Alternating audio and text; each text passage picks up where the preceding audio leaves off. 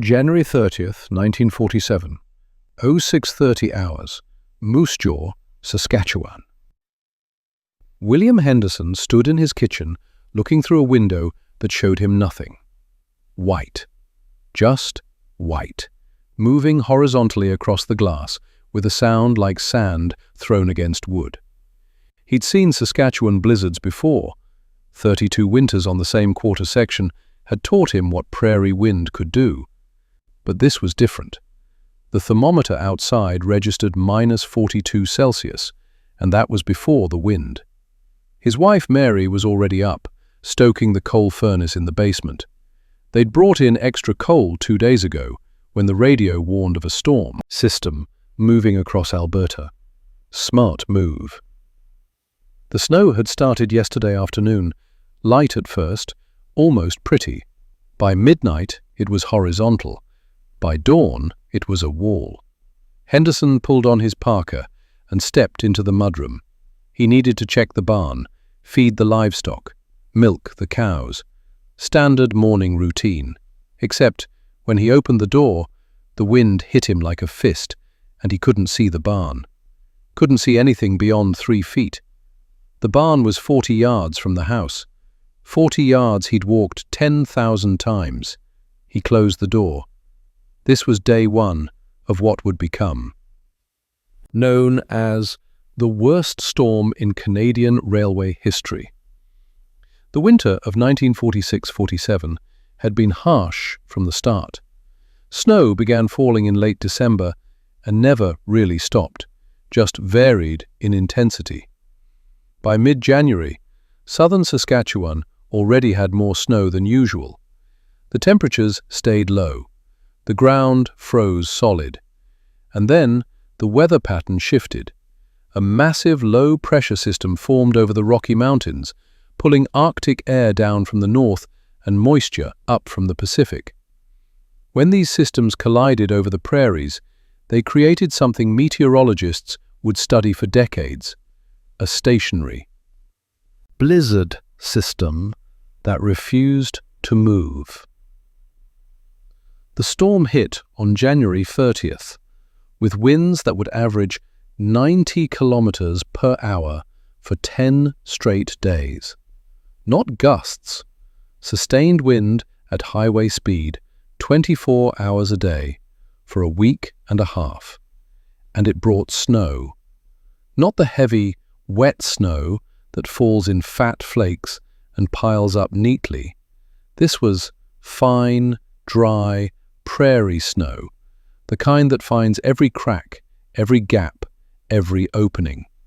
The kind that drifts. Within hours, rural Saskatchewan began to disappear. Highway 1, the Trans-Canada, vanished under drifts that reached 6 meters in places. Railway lines, the lifelines of prairie communities, became impassable. The Canadian National Railway had a train buried near Weyburn, entombed in a drift over a kilometer long. Snowplows couldn't move it. They couldn't even find all of it. Telephone poles disappeared. In some towns, only the very tops were visible, black tips poking above an ocean of white. Children stepped over power lines to get to school on the first day, before the schools closed. Because yes, some schools tried to stay open that first day. Saskatchewan pragmatism. Saskatchewan stubbornness. By day 2, even that gave up. Regina, the capital, became an island. All highways leading in and out were closed by February 1st. They would stay closed for 10 days. No trucks, no supplies, no way in, no way out. The Regina Leader Post kept publishing, but distribution became a problem. How do you deliver newspapers when carriers can't leave their houses? When streets are impassable canyons of snow? The paper published anyway, documenting the storm even as it paralyzed the city. "Province just one big snowdrift," read the headline on January 15th. By February 3rd, when temperatures in Regina hit -60 Celsius, a North American record that still stands, the headline was simpler: cold. Rural areas had it worse. Farmhouses became fortresses, cut off completely. Families rationed coal, rationed food, rationed everything. They'd prepared for winter, of course. Every Saskatchewan farmer knew how, but nobody had prepared for this. Henderson, the moose jaw farmer, did eventually make it to his barn on that first morning. Not by walking to it, he couldn't see it, couldn't survive the wind. He waited until noon, until there was a brief lull, then ran a rope from the house to the barn door, 30 feet at a time, following the fence line. It took him 2 hours. When he finally got inside, the barn was already half full of snow that had forced its way through gaps in the boards. He fed the animals. Then he realized he had a bigger problem. The barn was 2 stories tall. The snow was higher than the main floor. He couldn't get out through the door. It was buried. So he took an axe, cut through the roof, and climbed out through the hole he'd made. That became his access point for the next 8 days. He fed his cows through a hole in the roof. This wasn't an isolated incident. Farmers all across southern Saskatchewan were cutting holes in barns, climbing in through second-story windows, digging tunnels through snowdrifts to reach outbuildings. The storm had rewritten the basic geometry of rural life.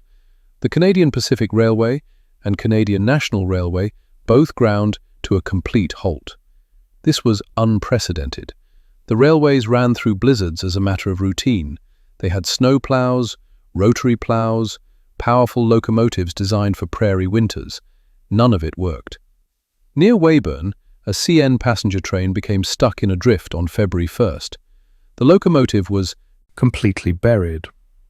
Passengers were trapped. Rescue crews tried to reach them, but couldn't get through. The train sat there for 3 days before they could evacuate people. When the snow finally cleared weeks later, photographs showed just the top of the locomotive visible, everything else under packed snow that had frozen solid. Freight trains carrying coal, food, medicine, all stopped.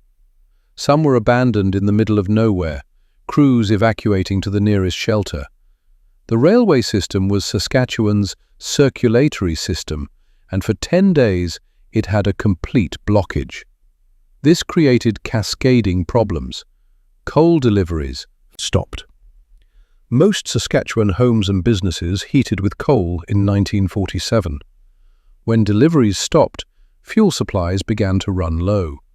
In Regina, buildings started shutting off heat to conserve what they had. Some people burned furniture. Others took refuge in the few buildings that still had heat, churches, community centers, anywhere with a wood-burning stove or a well-stocked coal bin. On February 3rd, 5 days into the blizzard, the temperature dropped to -60 Celsius in Regina. -60. At those temperatures, exposed skin freezes in under 2 minutes. Breath freezes before it can dissipate. Engine oil becomes solid. Steel becomes brittle. The cold is a physical force, an enemy as dangerous as the snow. In rural areas, people huddled around whatever heat sources they had. Wood stoves burned constantly. Coal furnaces ran full out. And still, rooms away from the heat source might drop below freezing. Water froze in pipes. Frost built up on interior walls. People slept in layers of clothing, under piles of blankets, sometimes in the kitchen near the stove, because it was the only warm room in the house.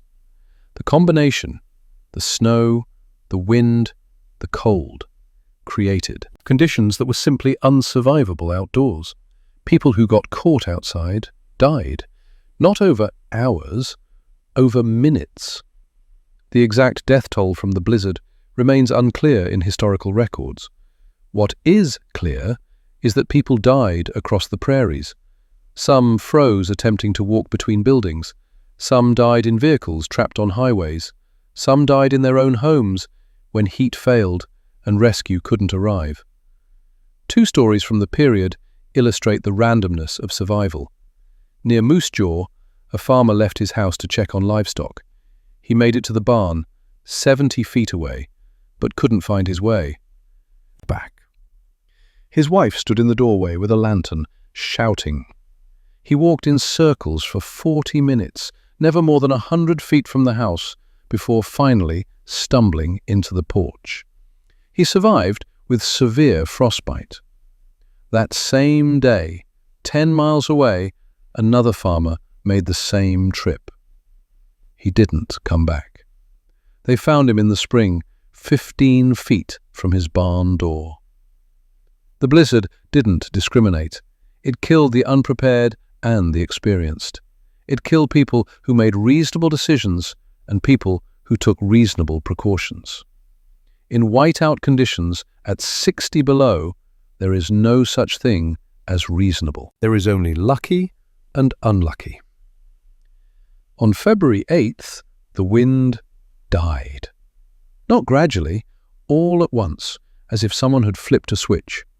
The snow stopped. The temperature began to rise, and Saskatchewan emerged to survey the damage. The landscape had been completely rewritten. Roads didn't exist anymore, just rough guesses at where roads had been.